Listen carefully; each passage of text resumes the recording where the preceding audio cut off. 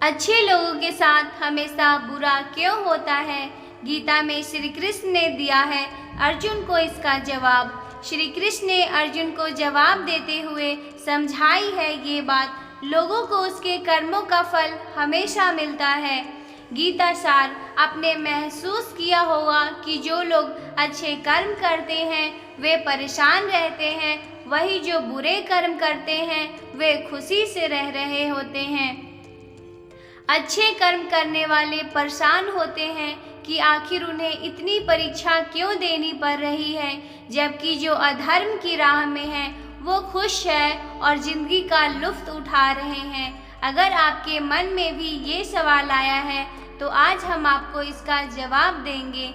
ये जवाब वो है जो भगवद गीता में लिखा है और श्री कृष्ण ने अर्जुन को सुनाया था।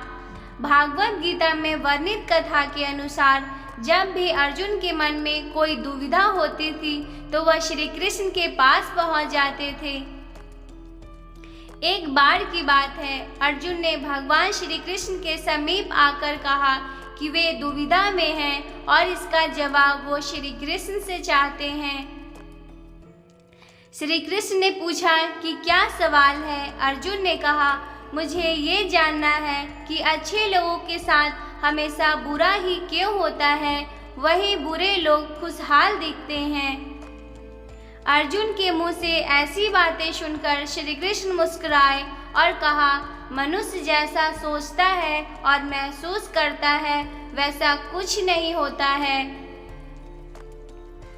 बल्कि अज्ञानता की वजह से वो सच्चाई को नहीं समझ पाता है। अर्जुन उनकी ये बात समझ नहीं पाए।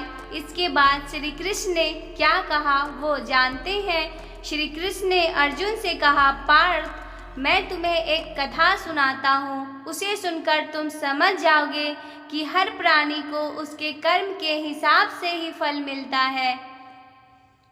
प्रकृति हर किसी को अपनी राह चुनने का मौका देती है। अब वो मनुष्य की इच्छा पर निर्भर करता है कि वह उस अधर्म की राह चुनती है या अधर्म की राह।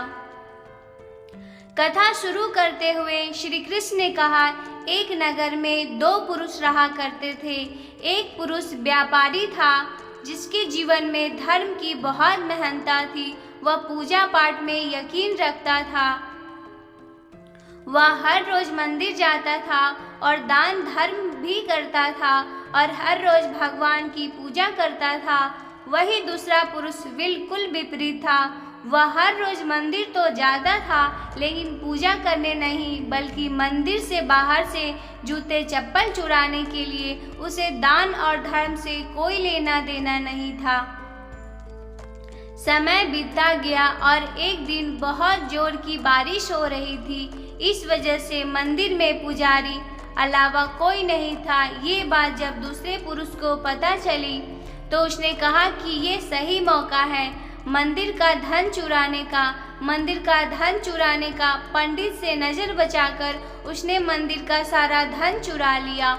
उसी समय धर्म कर्म में विश्वास रखने वाला व्यक्ति भी मंदिर पहुंचा। दुर्भाग्य से मंदिर के पुजारी ने उसे ही चोर समझ लिया और चिल्लाने लगा।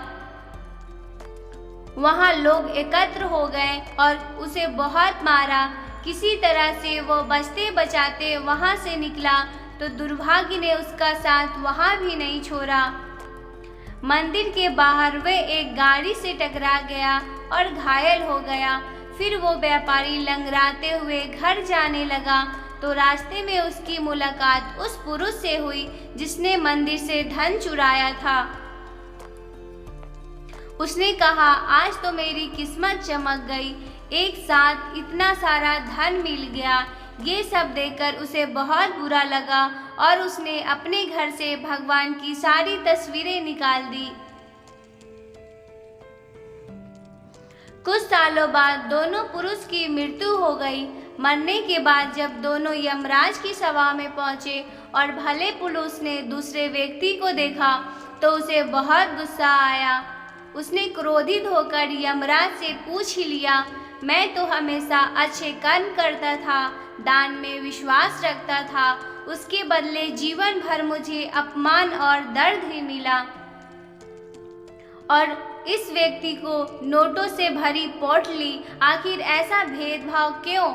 इस पर यमराज ने कहा, पुत्र तुम गलत समझ रहे हो। जिस दिन तुम्हारी गाड़ी से टक्कर हुई थी वो दिन तुम्हारे जीवन का आखिरी दिन था, परंतु तुम्हारे अच्छे कर्मों की वजह से तुम्हारी मौत सिर्फ एक छोटी सी चोट में बदल गई। तुम इस दुष्ट व्यक्ति के बारे में जानना चाहते हो? दरअसल इसके भाग में राजयोग था, मगर इसके कुकर्मों और अधर्म की वजह से वो सिर्फ एक छोटी सी धन की पोटली में बदल गया। कथा सुनाने के बाद श्री कृष्ण अर्जुन से कहते हैं, पार्थ, क्या अब तुम्हें तुम्हारे सवालों का जवाब मिल गया? ऐसा सोचना कि भगवान तुम्हारे कर्मों को नजरअंदाज कर रहे हैं, ये बिल्कुल भी सत्य नहीं है। भगवान हमें कब क्या किस रूप में दे रहा है मनुष्य को समझ में नहीं आता है, मगर आप अच्छे कर्म करते रहें तो भगवान की कृपा हमेशा बनी रहती है। इसलिए अपने अच्छे कर्मों को बदलना नहीं चाहिए, क्योंकि उसका फल हमें इसी जीवन में मिलता है। इसलिए मनुष्य का फर्ज है कि वह हमेशा अच्छे कर्म करते रहें, क्योंकि श्री कृष्ण ने गीता में भी बताया है कि किसी के द्वारा किया गया कर्म बेकार नहीं जाता, चाहे वो अच्छा कर्म हो या बुरा कर्म हो। जय श्री कृष्णा।